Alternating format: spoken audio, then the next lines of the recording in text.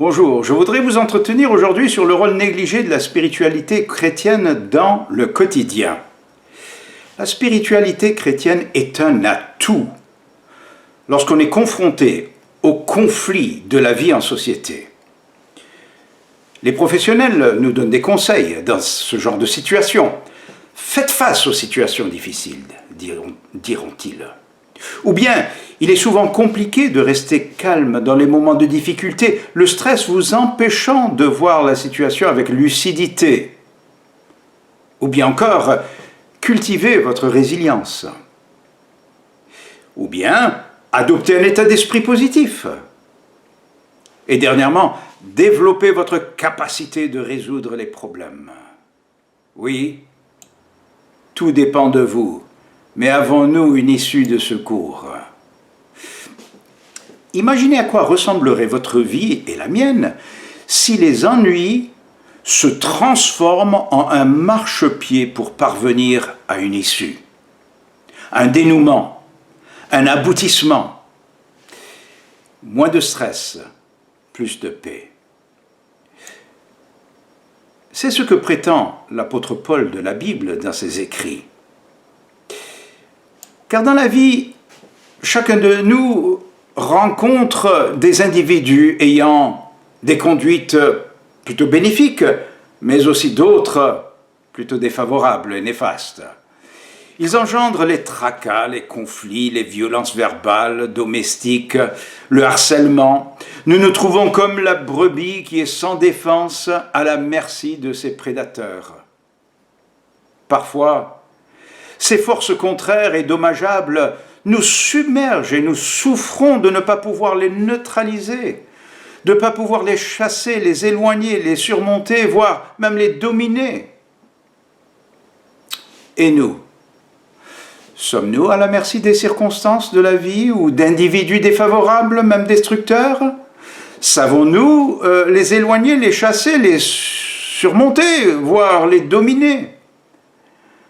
Parfois la résignation nous tente, le fatalisme aussi.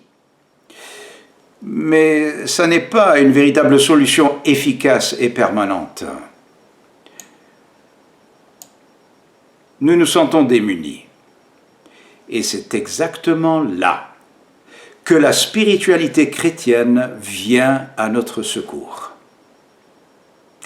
L'apôtre Paul, dans un de ses écrits, lui qui était un des apôtres le moins connu par le chrétien moyen, il vient à notre secours et il nous éclaire d'une façon incroyable sur la marche à suivre face à ces contrariétés, ces inquiétudes, ces préoccupations, même ces empoisonnements. Nous ne sommes pas condamnés à vivre dans la faiblesse, ni dans la fatigue, ou l'échec, ou la défaite, ou encore l'abattement.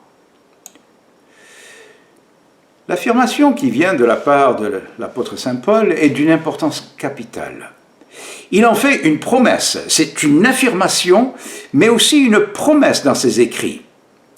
Je cite, il écrit « Mais dans toutes ces choses, en parlant de ces difficultés, et je vous en donnerai la liste tout à l'heure, mais dans toutes ces choses, nous sommes plus que vainqueurs par celui qui nous a aimés. » Celui qui nous a aimés, c'est bien entendu le Christ Jésus. Vous vous rendez compte? Être plus que vainqueur face à ces inquiétudes, face à nos contrariétés, notre faiblesse. Notons bien qu'il dit, en affirmation, nous sommes. Pas nous espérons être. Pas non plus. Peut-être que nous serons plus que vainqueurs, si nous le méritons. Non, il dit, nous sommes, nous en avons la capacité dans le présent.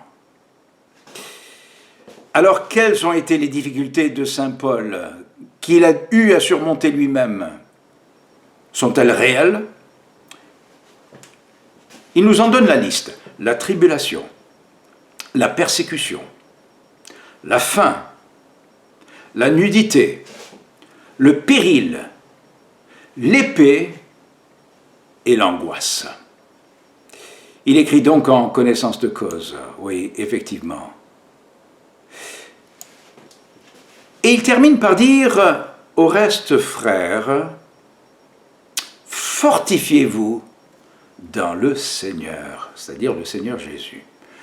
Voilà notre source de force, notre source d'inspiration, celui qui vient à notre secours dans notre spiritualité chrétienne.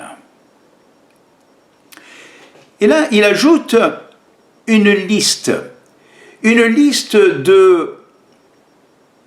d'éléments qui nous protègent. Il conduit tout d'abord par ce qu'il appelle le bouclier de la foi. Le bouclier destiné à nous protéger. Notre foi nous protège. Et oui, parfois nous la négligeons, nous ne la nourrissons pas, nous ne la grandissons pas, nous ne nous inspirons pas de ce qui peut nous fortifier dans notre foi. Mais c'est notre bouclier, au sens figuré, mais c'est notre bouclier, ça nous protège, le bouclier de la foi. Et puis il ajoute la vérité pour ceinture. Nous vivons dans une société où la vérité n'a pas la valeur qu'elle avait fut un temps. Mais c'est notre ceinture, c'est ce qui nous rend stables autour des reins, qui nous donne cette stabilité, cette force, la vérité. Et puis, il dit, prenez aussi le casque du salut. Le salut, c'est ce que Jésus-Christ nous a offert en mourant sur la croix pour nos péchés. C'est ce qu'il a offert au larron, qui s'est tourné enfin vers lui et pour lui dire, nous méritons ce qui nous arrive, mais toi, tu n'as jamais fait de mal. Et il ajoute à cela, pense à moi quand tu viendras dans ton règne. Et Jésus lui a dit, aujourd'hui tu seras avec moi au paradis. Le salut, c'est quelque chose de très beau. Et il faut que nous nous accaparons de ce salut pour nous-mêmes. C'est notre casque. Il protège ce que nous avons de plus vital, notre cerveau. Le casque du salut. Et puis il ajoute le zèle que donne l'évangile de paix. Le mot évangile veut dire littéralement bonne nouvelle. La bonne nouvelle de la paix. Jésus-Christ est appelé dans la Bible le prince de paix. Et tout le monde veut la paix, mais personne ne veut l'acquérir au travers du prince de paix. Ayons du zèle pour faire connaître cette bonne nouvelle de paix. Et puis, il parle, au sens figuré, d'une épée. L'épée de l'esprit. L'épée de l'esprit qui est la parole de Dieu. Alors, la parole de Dieu nous protège. Nous devons nous en inspirer car elle nous donne les moyens de nous protéger contre ces agressions et contre toutes ces contrariétés. L'épée de l'esprit qui est la parole de Dieu, le Saint-Livre. Oui, effectivement. Et puis, en dernier lieu, ou presque, il nous donne cette citation. « Ne les crains point, car je suis avec toi pour te délivrer, dit l'Éternel. » Mais il faut y croire. Il faut croire qu'il est avec nous. Il faut croire qu'il est avec chacun de nous pour nous délivrer. Sans quoi, nous dit Saint Jacques, si on doute, eh bien cela neutralise complètement nos demandes. Alors croire avec foi, sans douter.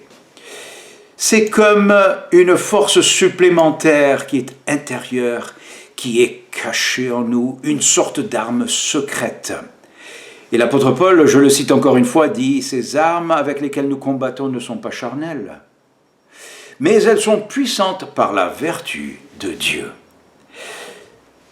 C'est Dieu qui rend cette protection puissante à notre égard.